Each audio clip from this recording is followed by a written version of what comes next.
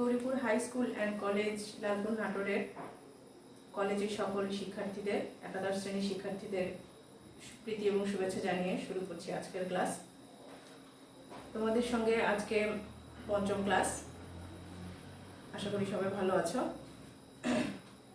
আসো শুরু করি। তোমাদের প্রথম অধ্যায় অলরেডি শেষ, যেখানে ছিল কোষ ও এর গঠন, যেখানে আমরা ট্রান্সলেশন দিয়ে শেষ করেছি, জেনেটিক কোড সবও পড়ে ফেলেছি।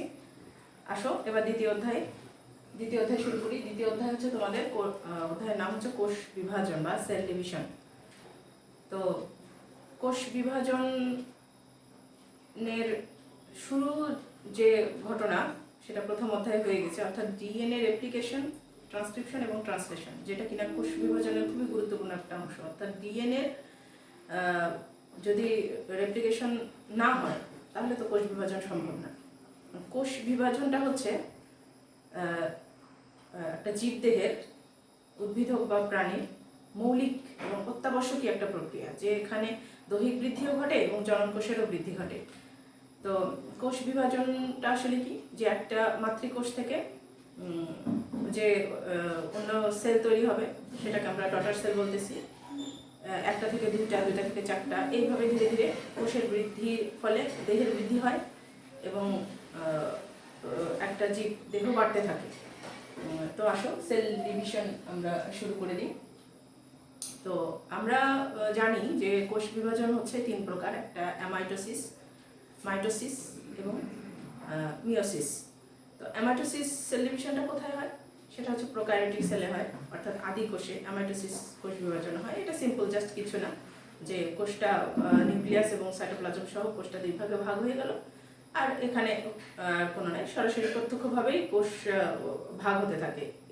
এটা একটা সরাসরি প্রক্রিয়া। সাধারণত ব্যাকটেরিয়া বা অ্যামিবা, ছোট ছোট শৈবাল, এইগুলাতে মাইটোসিস প্রক্রিয়া সেল ডিভিশন হয়। এবার আসো মাইটোসিস বা মিওসিস। মাইটোসিস সেল ডিভিশনটা কি? মাইটোসিস সেল ডিভিশনটা হচ্ছে দৈহিক বৃদ্ধিতে, অর্থাৎ জীবদেহের দৈহিক বৃদ্ধিতে মাইটোসিস সেল ডিভিশনটা অত্যন্ত দরকার। যে কোষের যে বৃদ্ধি, অর্থাৎ এককোষী জাইগোট থেকে শুরু হয়, এককোষী জাইগোট থেকে সেল ডিভিশন প্রক্রিয়া শুরু হয়। সেই জাইগোট থেকে একটা থেকে দুইটা, দুইটা থেকে চারটা, চারটা থেকে আটটা, এভাবে ধীরে ধীরে একটা ছোট্ট জাইগোট ধীরে ধীরে বৃদ্ধি হতে হতে হতে হতে একটা বড় জীবে পরিণত হয়। তো মাইটোসিস কোষ বিভাজনটা হচ্ছে সমানভাবে নিউক্লিয়াস এবং সাইটোপ্লাজমের ভাগ হবে, এবং মাতৃকোষের গুণাগুণ এবং গঠন হুবহু যে অপত্য সেল দুইটা কোষ তৈরি হবে তার গুণাগুণ এবং গঠন একই রকম থাকবে, এটাই আমরা জানি। তো এরপরে দেখো, মাইটোসিস কোষ বিভাজন প্রক্রিয়াটা তোমরা নিচের ক্লাসে পড়ে আসছো অলরেডি। এখন দেখো, তোমাদের বইয়ে একটা জিনিস শুরুতে দেওয়া আছে, সেটা হচ্ছে সেল সাইকেল বা কোষ চক্র। কোষ চক্রটা কি জিনিস? এখন দেখো, কোষ বিভাজনটা যে হচ্ছে, অর্থাৎ কোষ থেকে যে কোষ তৈরি হচ্ছে, তার পূর্বে একটা কোষের প্রস্তুতির দরকার হয়। অর্থাৎ সে যে বিভাজিত হবে তার একটা নিজস্ব একটা প্রস্তুতি আছে, সেই প্রস্তুতিটাই হচ্ছে সেল সাইকেল। তো সেল সাইকেলটা সাধারণত দুই পর্যায়ে, অর্থাৎ একটা কোষের সৃষ্টি, তার বৃদ্ধি এবং বিভাজন, এই তিনটা মিলে একত্রে যে চক্রাকারে সংঘটিত হয় সেটাই কিন্তু সেল সাইকেল বা কোষ চক্র বলতেছে। বিজ্ঞানী হাওয়ার্ড এবং পেল্ক সর্বপ্রথম এই কোষ চক্র বর্ণনা করেন। এবং কোষ চক্রটা দেখো, আমি এখানে একটা কোষ চক্র অঙ্কন করেছি।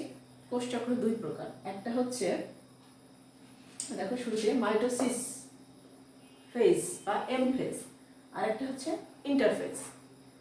তো মাইটোসিস ফেজ যেটা, সেটা হচ্ছে মাইটোসিস প্রক্রিয়া। তো মাইটোসিস প্রক্রিয়ায় আমরা জানি, আমরা যেহেতু পড়ে আসছি, আমরা কিন্তু এটা জানি যে মাইটোসিসটা শুরু হয় প্রোফেজ থেকে। প্রোফেজ, মেটাফেজ, অ্যানাফেজ এবং টেলোফেজ, এটা আমরা পড়ে আসছি। এখন এই প্রোফেজের শুরুর আগে একটা কোষ নির্দিষ্ট কিছু ফ্যাক্টর বা কিছু হরমোন, গ্রোথ হরমোন দ্বারা নিয়ন্ত্রিত হয়। অর্থাৎ একটা সেল নিজে প্রস্তুত হয় ডিভিশনের জন্য। অর্থাৎ দুই ধরনের ডিভিশন হয়, একটা হচ্ছে ক্যারিওকাইনেসিস আর একটা হচ্ছে সাইটোকাইনেসিস। অর্থাৎ ক্যারিওকাইনেসিসটা হচ্ছে নিউক্লিয়াসের বিভাজন, সাইটোকাইনেসিসটা হচ্ছে সাইটোপ্লাজমের বিভাজন। এই বিভাজনটা হওয়ার আগে কোষের একটা প্রস্তুতি লাগে। এখন দেখো, এখানে একটা তীর চিহ্নের মতো মানে একটা অঙ্কন করেছি, এইটা হচ্ছে এম ফেজ বা মাইটোসিস ফেজ, আর এটা হচ্ছে ইন্টারফেজ।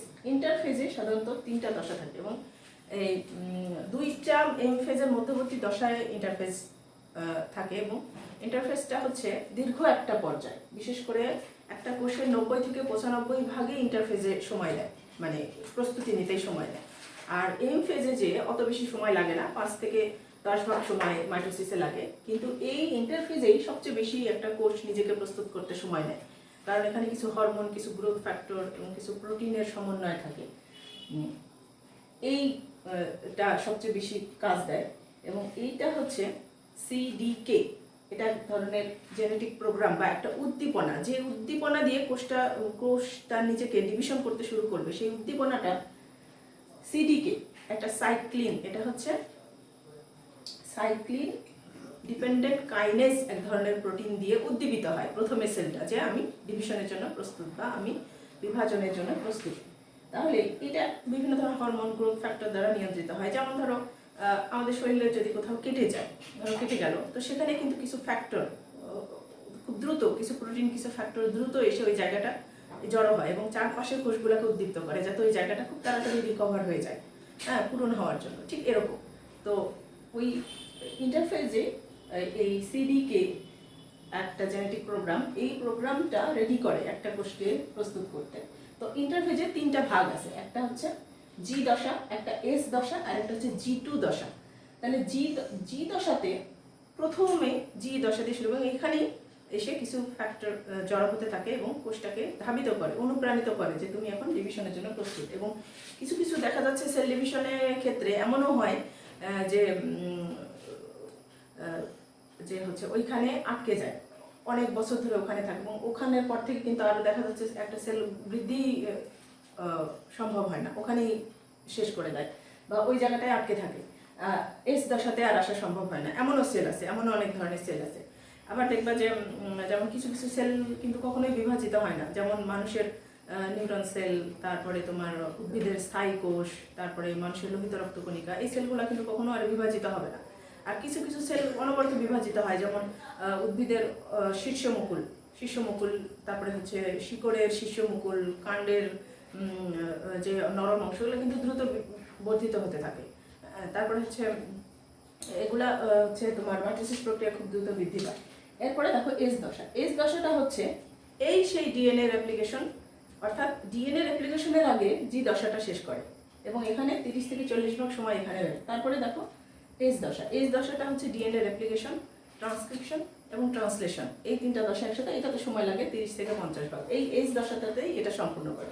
এরপরে আসো G2 দশা। G2 দশা সাধারণত 10 থেকে 20 ভাগ সময় এখানে ব্যয় করে। এস দশা থেকে G2 দশায় যাওয়ার পরে কোষ নিজেকে, মানে ক্যারিওকাইনেসিস, অর্থাৎ ক্যারিওকাইনেসিসের মাইটোসিসের বিভাজনটা কিন্তু প্রকৃতপক্ষে ক্যারিওকাইনেসিসের বিভাজন, অর্থাৎ আমরা যেটা জানি পড়ে আসছে নিচের ক্লাসে, প্রোফেজ, প্রোমেটাফেজ, মেটাফেজ, অ্যানাফেজ এবং টেলোফেজ, এই 5টা দশা এম ফেজে সম্পূর্ণ হয়, অর্থাৎ এই পর্যায়টাতেই সম্পূর্ণ হবে এবং G2 দশা থেকে এই পর্যায়ে যেতে এইখানটায় সবচেয়ে সময় কম লাগে। তাহলে 5 থেকে 10 ভাগ সময় এখানে একটা কোষ তার নিউক্লিয়াসটাকে বিভাজিত করে শেষ করে। এরপরে দেখো ক্যারিওকাইনেসিসটা কি, যেটা আমরা একটু আগে বললাম যে prophase, prometaphase, anaphase, metaphase, anaphase, telophase, এই 5টার ভিতরে একটা নিউক্লিয়াস বিভিন্ন পর্যায়ে অতিক্রম করে নিউক্লিয়াসটা 2 ভাগে ভাগ হয়ে যায়, এটা হচ্ছে ক্যারিওকাইনেসিস। এরপরে আসলে সাইটোকাইনেসিস। সাইটোকাইনেসিসটা কি? সাইটোকাইনেসিস যেটা হচ্ছে সাইটোপ্লাজমের বিভাজন।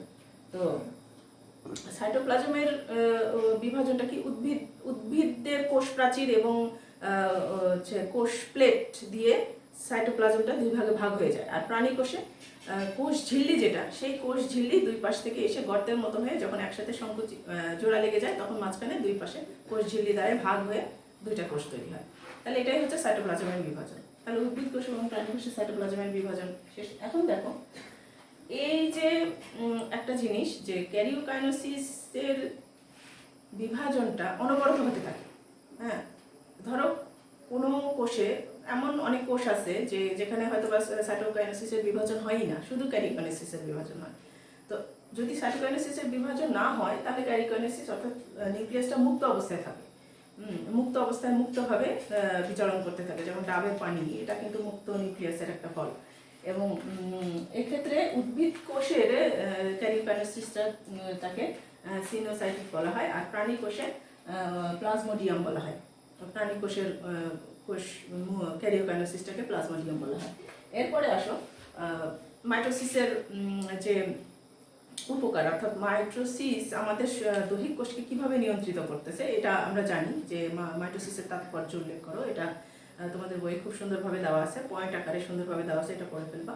এরপর আসো অনিয়ন্ত্রিত কোষ বিভাজন। অনিয়ন্ত্রিত কোষ বিভাজন কি? মাইটোসিস সবসময় কিন্তু একটা নির্দিষ্ট ফ্যাক্টর দ্বারা পরিচালিত হয়, অর্থাৎ এই যে ইন্টারফেস দশায় যে এই যে কোষ, অর্থাৎ একটা সুস্থ সবল কোষকে সবসময় বিভাজিত হতে হবে, এটা হচ্ছে কোষ বিভাজনের পূর্ব শর্ত, যে একটা সুস্থ সবল কোষ সবসময় বিভাজিত হতে থাকবে। এবং এখানে যে প্রোটিন, যে ফ্যাক্টর, যে গ্রোথ ফ্যাক্টরগুলো বা যে হরমোন দ্বারা নিয়ন্ত্রিত হয়, এরা সব সময় একটা সুনিয়ন্ত্রিতভাবে সঞ্চালিত হয়।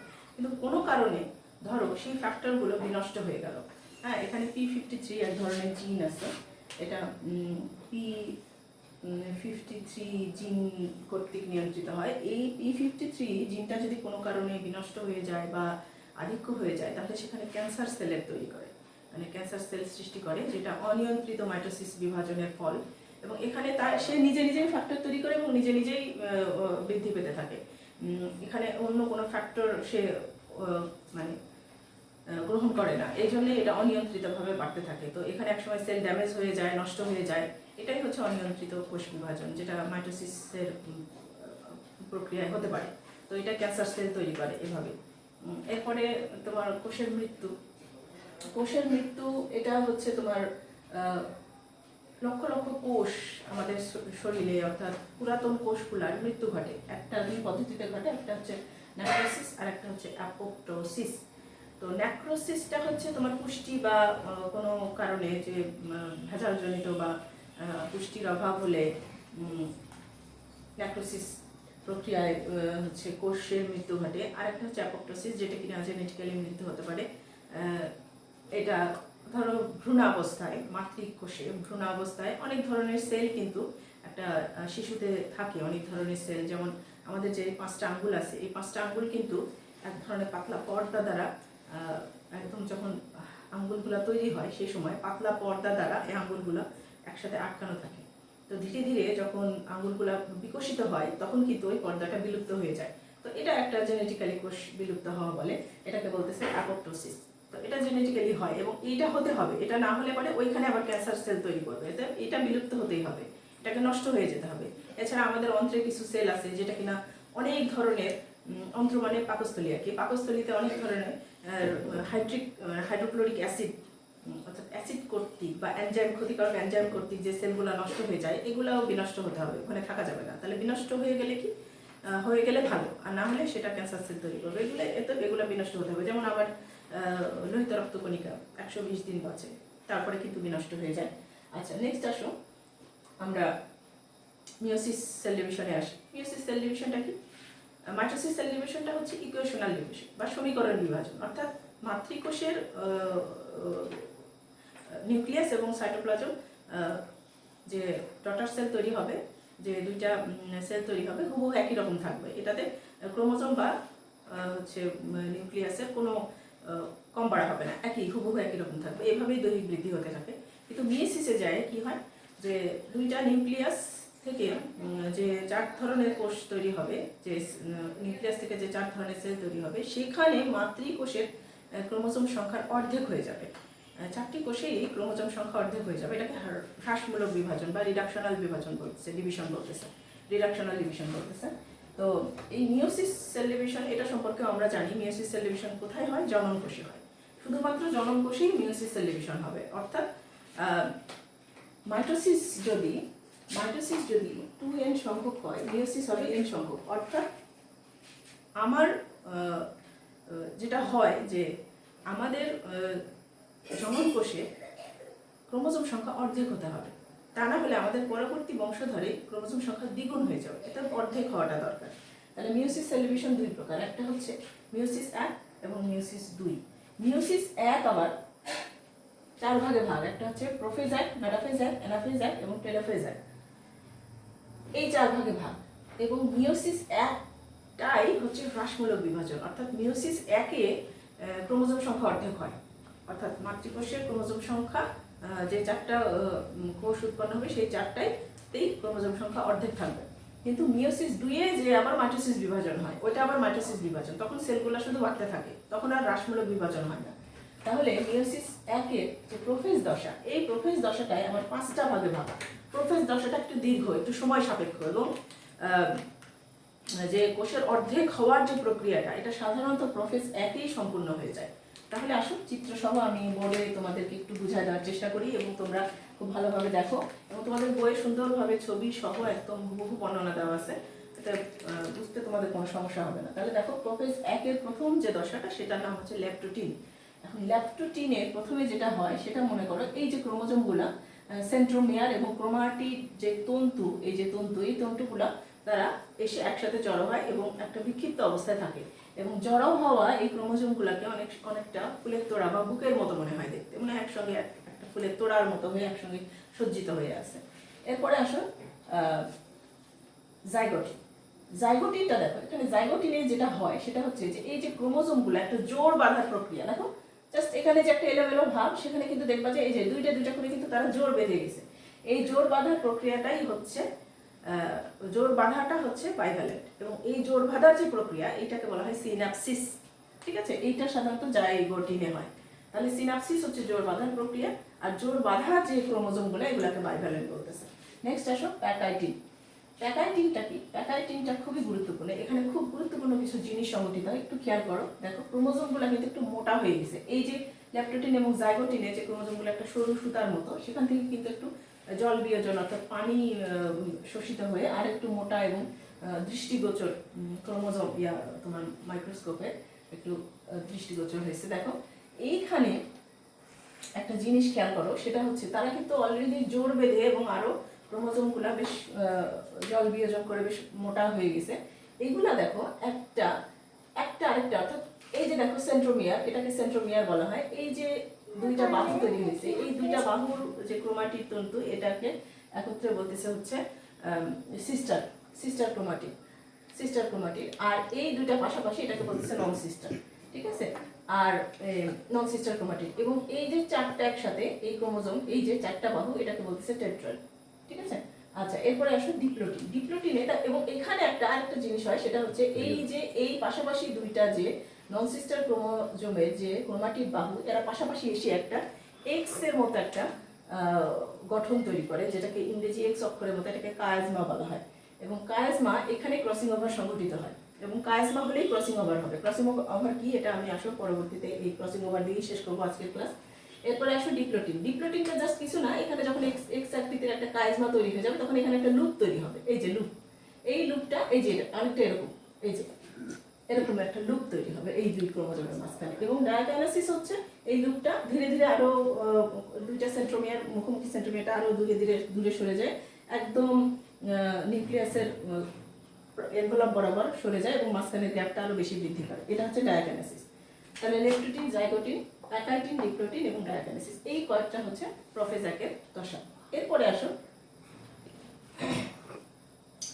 ক্রসিং ওভার কি জিনিস। ক্রসিং ওভার দিয়ে তোমাদের এই অধ্যায়টা শেষ করে দিই। দেখো ক্রসিং ওভারটা হচ্ছে খুবই গুরুত্বপূর্ণ একটা। ক্রসিং ওভার হচ্ছে জিনের বিনিময় হয়, অর্থাৎ একটা মা হতে আগত, একটা বাবা হতে আগত যে জিনের যে একটা ক্রসিং ওভার, অর্থাৎ আমার ভিতরে আমার বাবা মার দুইটার যে সমন্বয় আছে, সেই সমন্বয় এবং আমার বাবা মারই যে বৈশিষ্ট্য, সেটা কিন্তু ক্রসিং ওভার দিয়েই হয়। এখন দেখো এই যে দুইটা, এই যে আমি বললাম যে এক্স আকৃতির একটা গঠন তৈরি করে, এইখানে কি হয়, একটা এন্ডোনিউক্লিয়াস এক ধরনের এনজাইম থাকে। ওই এন্ডোনিউক্লিয়াস এনজাইম দ্বারা প্রথমে এই যে দেখো ABCD, এগুলো দিয়ে জিন নির্দেশ করে।